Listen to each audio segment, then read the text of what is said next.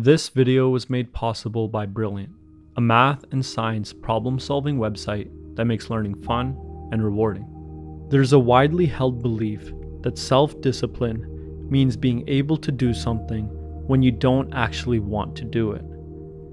People who believe this think that self-discipline means going to the gym, reading books, or eating chicken and broccoli when you don't actually want to. For them, self-discipline means ignoring your authentic self in favor of your ideal self.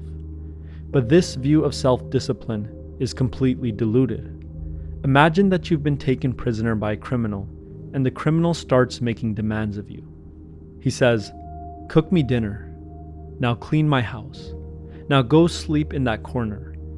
If you do these things even though you don't want to, if you suppress your authenticity in favor of his ideal, does that make you disciplined? Or does it just make you a really good slave? An obedient prisoner?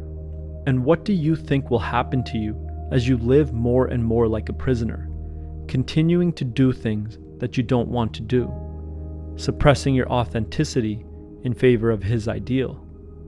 Will you love your master and be happy? Or will you become resentful, angry, and full of sadness, regretting the life you never got to live? Obviously, the answer is the latter. Suppressing your authenticity comes at a cost. I know this from first-hand experience. There was a time in my life when I lived very inauthentically.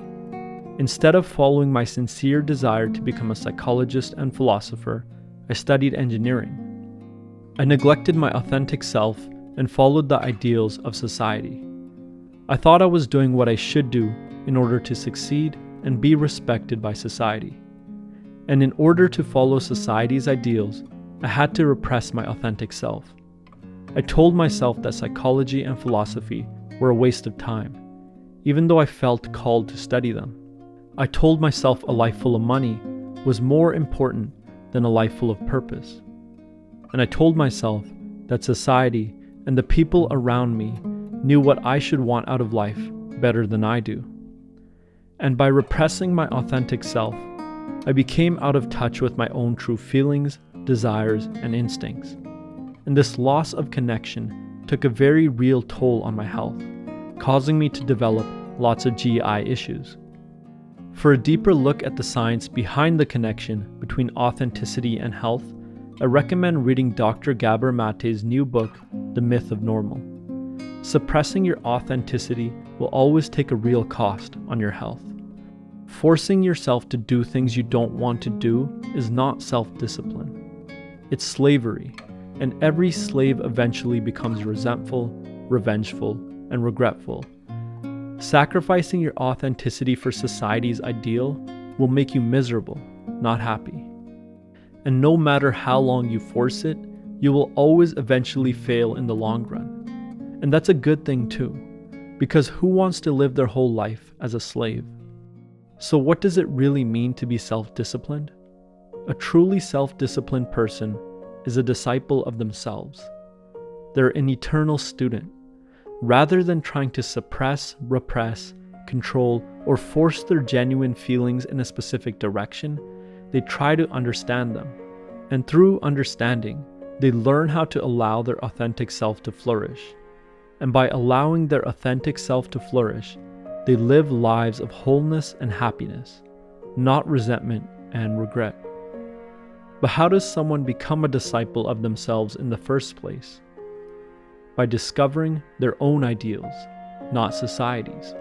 They follow their own interests and confront the challenges that they personally feel called to confront.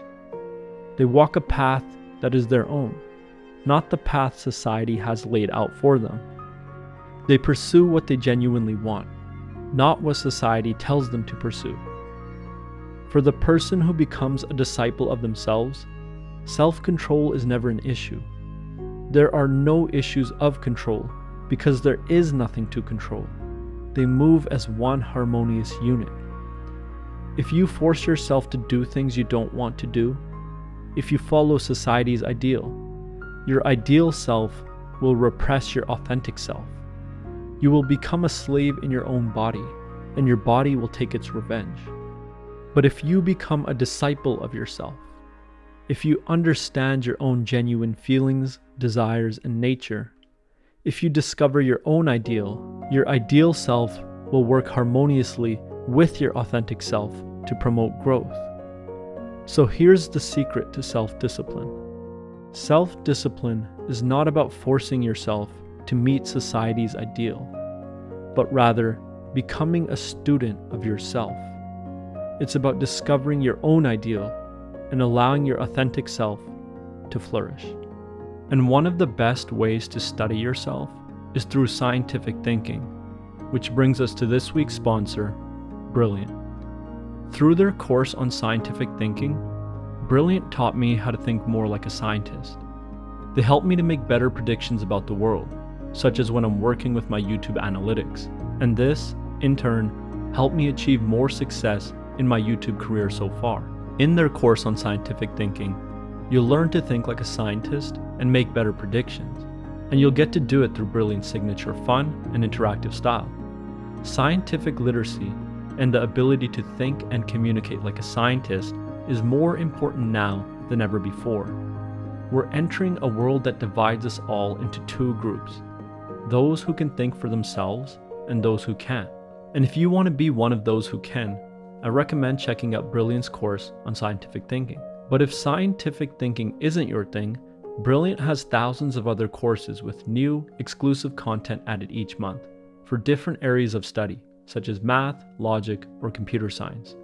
To get started for free, visit brilliant.org/freedominthought or click on the link in the description below. The first 200 of you will get 20% off Brilliant's annual premium subscription. As always, thanks for watching, and I'll see you next time.